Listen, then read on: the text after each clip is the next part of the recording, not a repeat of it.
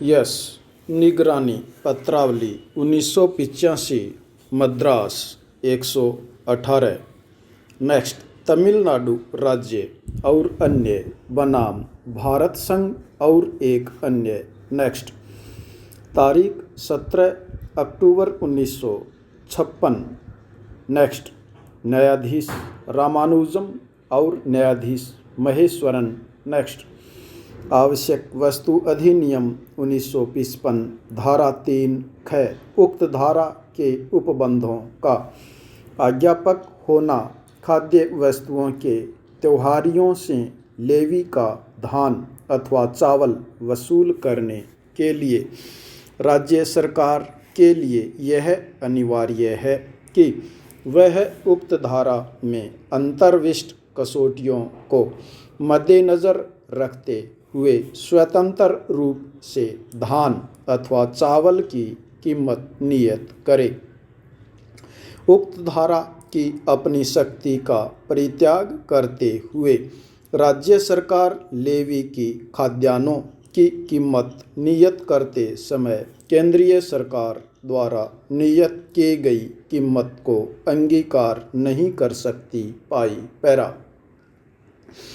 याची चावल अथवा धान के थोक व्यापारी हैं। इन याचिकाओं में याची ने GOMS को अनेक जिनके द्वारा कीमतें नियत की गई हैं अभिखंडित करने के लिए उत्प्रेषण रिट जारी करने की प्रार्थना की है। पाई, याचियों ने इन सभी रिट याचिकाओं में यह शिकायत की है कि व्यापारियों ने धान और चावल की उपापन कीमत नियत करते समय राज्य सरकार ने प्रश्नगत अधिनियम के उपबंधों के अनुसार कीमत नियत नहीं की है। पाई, प्रश्नगत धारा में राज्य सरकार को यह निर्देश दिया गया है कि वह उस धारा में उल्लिखित विभिन्न कसौटियों को ध्यान में रखते हुए कीमत विनिर्दिष्ट करें। पाई, किंतु राज्य सरकार ने उक्त धारा में अधिकथित कसौटियों के प्रति निर्देश किए बिना ही चावल अथवा धान की कीमत मात्र केंद्रीय सरकार द्वारा नियत किए गए कतिपय अंकों को अंगीकृत करते हुए विनिर्दिष्ट की है, जो न केवल प्रश्नगत धारा का उल्लंघन है वरन उक्त धारा में राज्य सरकार को कीमत नियत करने के लिए दी गई शक्ति का परित्याग भी है। पाई, याचियों के अनुसार केंद्र सरकार द्वारा अंगीकृत कीमत को मात्र ध्यान से रखना प्रश्नगत धारा की अपेक्षाओं की पूर्ति करती है।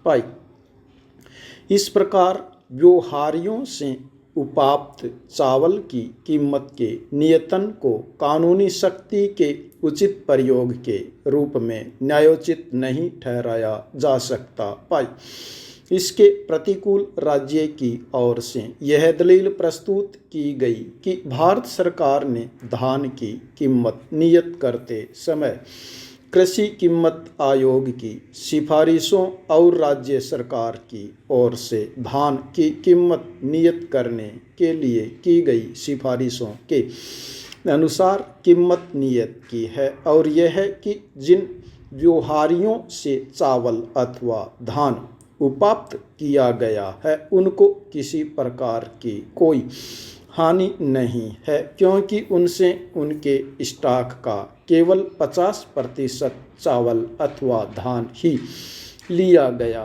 है, जबकि शेष धान अथवा चावल वे अपनी इच्छानुसार कीमत पर बेचने के लिए स्वतंत्र हैं। पाई पैरा। उसने यह दलील भी दी कि केंद्र सरकार ने सहायक कीमत नियत करते समय उन सभी बातों को जो प्रश्नगत धारा में निर्दिष्ट की गई हैं ध्यान में रखा है। प्रस्तुत मामले में विचारार्थ और अवधारणार्थ मुख्य प्रश्न यह है कि क्या राज्य सरकार का केंद्र सरकार द्वारा नियत की गई कीमत को प्रश्नगत अधिनियम की धारा 3 ख के अनुसार अंगीकृत करना चावल अथवा धान की कीमत का उचित रूप से नियत करने की कोटि में आता है। पाई पैरा अभिनिर्धारित अपीलें खारिज की गईं। पाई पैरा प्रश्नगत अधिनियम की धारा 3 ख में केंद्र सरकार के अनुमोदन के पश्चात राज्य सरकार द्वारा कीमत का निर्देश किया जाना अनुध्यात किया है।